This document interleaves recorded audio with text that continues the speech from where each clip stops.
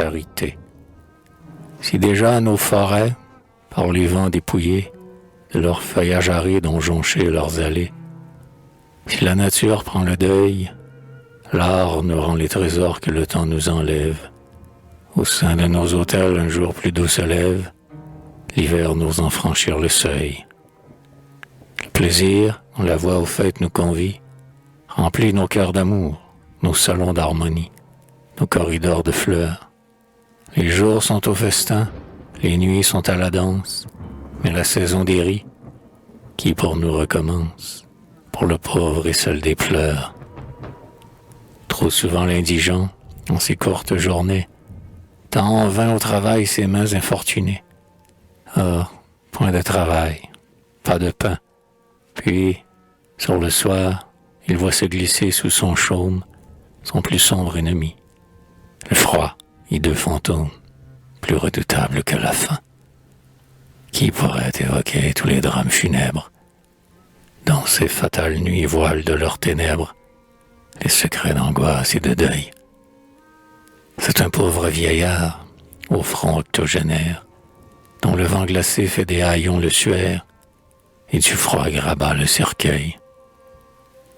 C'est une mère, en proie à toutes les détresses, qui n'a, pour réchauffer son fils, que ses caresses, et qui, sur son lit de douleur, invoque en vain le ciel, crie et se désespère, en sentant son enfant, créature éphémère, se glacer jusque sur son cœur.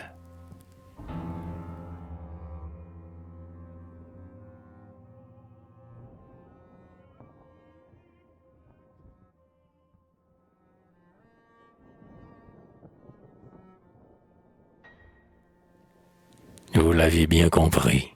Vous êtes accourus, femme au front candide et vierge ingénue, âme ardente, tendre cœur. Oui, c'est la charité qui, sur ses bancs, déploie ce frais cercle d'atours, de blonde et de soie, souriant par terre de fleurs. Car nos chants, loin d'aller irriter la misère, auront, pour tout écho, les vœux et la prière, qu'exhale un cœur reconnaissant. Les roses du plaisir qui si votre main cueille, s'échappant de vos doigts, s'en iront, feuille à feuille, tomber sur le toit indigent. Ce lustre, dont l'éclat en ces lieux vous éclaire, au-delà de ces murs projette sa lumière. Ses rayons purs et généreux, pénétrant sous le chaume où gémit l'indigence, iront, reflets d'amour, par leur douce influence, et réchauffer le malheureux. Et vous avez voulu, dans votre ardeur pieuse, religieux, saint et foule gracieuse, apporter le sel et le pain au modeste banquet que notre main prépare. Banquet où, grâce à vous, le pauvre, ce Lazare, viendra prendre place demain.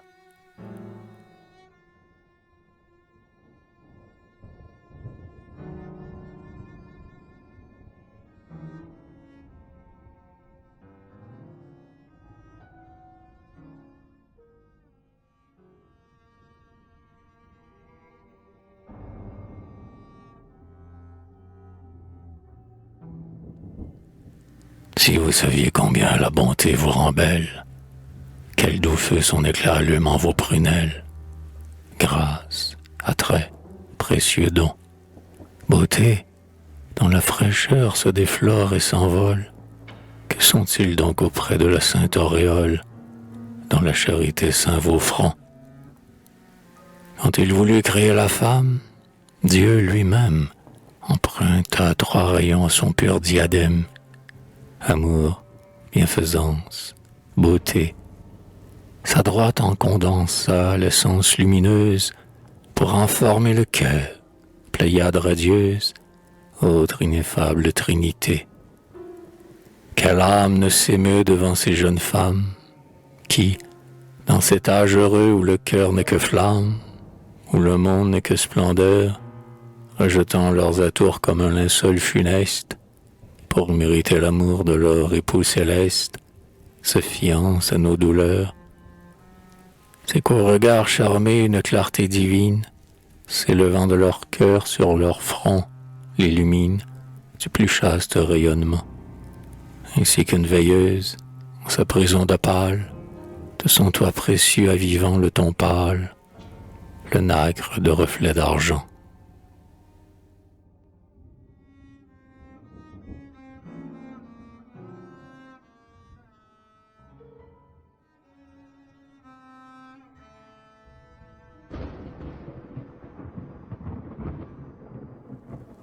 Vous, mesdames, ô vous dont la tendre magie dore notre bonheur et charme notre vie, enchanteresse aux doux yeux, quittez parfois, quittez votre splendide sphère et descendez semer, au seuil de la chaumière, le grain que l'on récolte aux cieux. Dieu met dans votre voix de suaves dictames, lisez en votre cœur, votre tâche est, ô femmes, de secourir et consoler des plus divins trésors, mystérieux mélanges, sous le toit du malheur vous paraissez des anges, qu'on s'attend à voir s'envoler. Ah, remplissez-la bien, votre tâche est bénie. Soyez le pur esprit, soyez le bon génie qui veille sur le malheureux.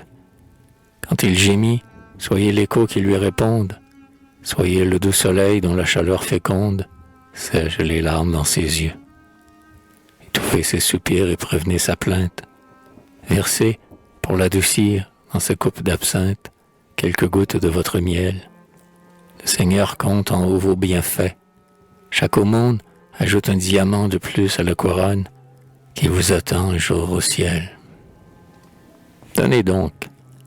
L'indigent que ses bienfaits consolent cherchera dans son cœur les plus douces paroles pour vous louer et vous bénir.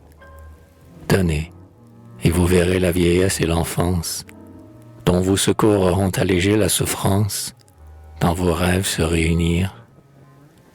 Donnez, riche, d'ailleurs le pauvre est votre frère, celui que, chaque soir, vous nommez votre Père, n'est-il pas le Père de tous?